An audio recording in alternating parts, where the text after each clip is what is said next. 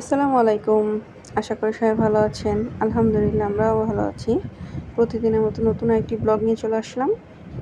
তো আজকে ঘুম থেকে উঠে ইমুকে রুটি সেঁকে দিতেছিলাম। কারণ ইমু যাওয়ার সময় নিয়ে যাবে। তো পরে আমি আরেকটু ঘুমায়ে গেছিলাম। ঘুম থেকে উঠতে 11টা বেজে গেছে।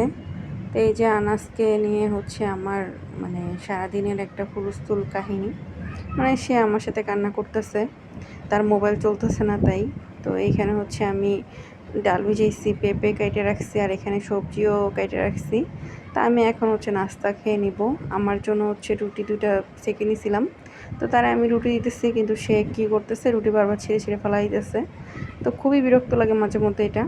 তো এই জন্য আসলে মাঝে মধ্যে দিতে চাই না, কিন্তু তারপরও যখন দাঁড়ায় থাকে তখন দেই যে আচ্ছা খাওয়া শিখুক। তো ও এরকমই করে, সব সময়ই দিলে ফালায় দেয়। তা আবার পরে ওটা উঠায় খায়, ওর কাজই এগুলো উল্টাপাল্টা। তা আমি এখানে কাঁচা উস্তা কেটে নিছি আর কচুর শাক রান্না করব। তাই কচুর শাকটাও কেটে নিছি। আজকে আমার রান্না করতে অনেক দেরি হয়ে গেছে। তা আমি এই জন্য তাড়াতাড়ি করে পেঁপের ডালটা বসায় দিয়েছি আর কচু শাক কাটতেছিলাম। তো পেঁপে ডালটা প্রায় হয়ে গেছে, এখন শুধু আমি বাগার দিব। বাগার দিলেই হয়ে যাবে। আমি এখানে যা যা দিই সবসময় ওইরকমভাবেই বসাইছি। তো এখানে পেঁয়াজ আর জিরা, জিরা বলতেছি, একটু জিরা দিছিলাম, পরে পেঁয়াজ রসুন দিয়ে বাগার দিলাম। তো এখন এটা আমি আরেকটু চুলায় বসায় এখন নামাই নিব। এটা হয়ে গেলে একটু লবণ টবণ চেক করে নিব। পরে উস্তাভাজিটা বসায় দিয়া আমি আনাজকে গোসল করাইতে নিয়ে যাব। আর আমি যখন ভয়েস ওভার দিতেছিলাম তখন এত পরিমাণে বাতাস আর বৃষ্টি হইতেছিল। এটা তো 2-3 দিন আগের ভিডিও, কিন্তু আসলে বাতাস আর বৃষ্টির কারণে না আমি ভয়েসটা দিতে পারতেছিলাম না।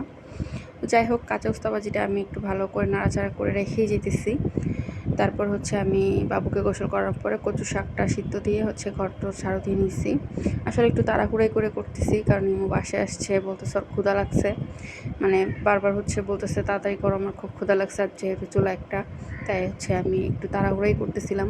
আর এখানে এই শাকটা আর আমি করবো না, পানি ফালাই দিয়ে এখন আমি পেঁয়াজ রসুন দিয়ে শাকটা বাগার দিয়ে নিব। তো শাকটা হয়ে গেলেই আমার কাজ শেষ। ভাতও বসায় দিব আমি। তো এই জন্য আমার ভাত হইতে বেশি সময় লাগে না, 10 মিনিটের মতো সময় লাগে। তো আমি বলছি আচ্ছা এর মধ্যে গোসল টোসল করে আসো, তারপর আমি খাবার দিতেছি। তো এখানে আমি ভালো করে শাকটা লাড়াচাড়া দিয়ে নিতেছি। তো শাকটা দেখতেছি যে একদমই গলে যাবে, তাই আমি আর বেশি সিদ্ধ দিইনি। তো এখন নাড়াচাড়ার মধ্যেই শাকটা গলে যাবে। তো একটু 5 মিনিট নাড়াচাড়া করার পরে এই যে শাকটা এরকম গলে গেছে। তো কচু শাক তো এরকম গলেই যায়। আর কচু শাকটা সেদিন খুবই মজা হয়েছে। আমি সবসময় যেভাবে কচু শাক রান্না করি খুবই মজা হয়। তো এই যে লেবু কেটে নিচ্ছি, তারপর যে পেঁপে দিয়ে ডাল, কচুর শাক আছে, কাঁচা উস্তা ভাজি। তো এগুলো দিয়ে খাওয়ার পরে একটু চা খাইতেছিলাম, কারণ আমার খুবই খারাপ লাগতেছিল।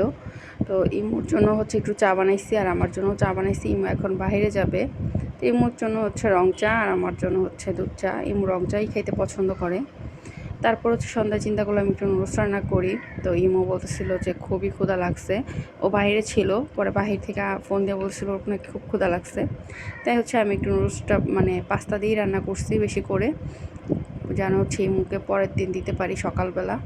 আমি ইমুকে মাঝে মধ্যে সকালবেলা নাস্তা দিয়ে দিই থাকলে, আর না থাকলে তো দেওয়া হয় না। আর আমার শরীরও অনেক সময় ভালো থাকে না, সকালবেলা ঘুম থেকে উঠতে পারি না। তো এই যে আমি নুডলস নিয়ে বসছিলাম, আমি আর আনাস বসে বসে খাবো।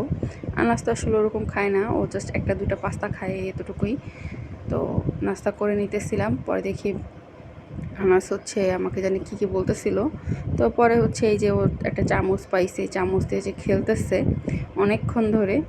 পরে আমি আনাসকে বললাম চলো আমরা একটু বারান্দায় যাই। বারান্দায় অনেক সুন্দর বাতাস হইতেছিল। তো বারান্দায় যাই দেখি যে ঈদের চাঁদ দেখা যাইতেছে। তো আমি আজকেই প্রথম দেখলাম ঈদের চাঁদ।